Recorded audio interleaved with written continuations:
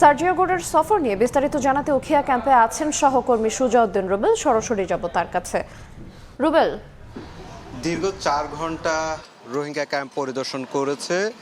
দক্ষিণ ও মধ্য এশিয়া বিষয়ক বিশেষ দূত যুক্তরাষ্ট্রের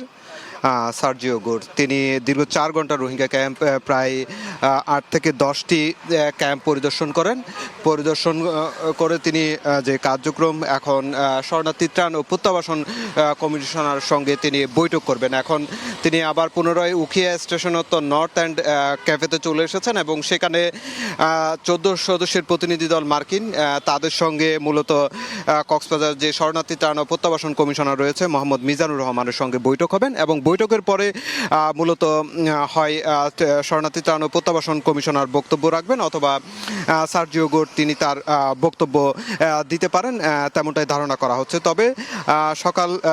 যেহেতু ঢাকা থেকে রওনা দিয়েছেন এবং বেলা 11টায় তিনি কক্সবাজার বিমানবন্দরে পৌঁছান এবং বিমানবন্দরে পৌঁছানোর পর তিনি বেলা দুপুর 1টার দিকে রোহিঙ্গা ক্যাম্পে এসে হাজির হন এবং তারপর পরেই কিন্তু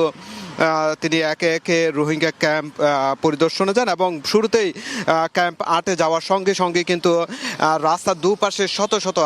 রোহিঙ্গা অবস্থান করেন এবং তারা বিভিন্ন ব্যানার, পেস্টুন, প্ল্যাকার্ড হাতে নিয়ে তাদের যে দাবি দেওয়া, তারা যেটা বলছে যেহেতু মার্কিন অর্থায়ন রোহিঙ্গা ক্যাম্পে রোহিঙ্গাদের যে সহায়তা সেটি কমেছে, সেটি যাতে বাড়ানো হয় এবং একই সঙ্গে মিয়ানমারের রাখাইনে যাতে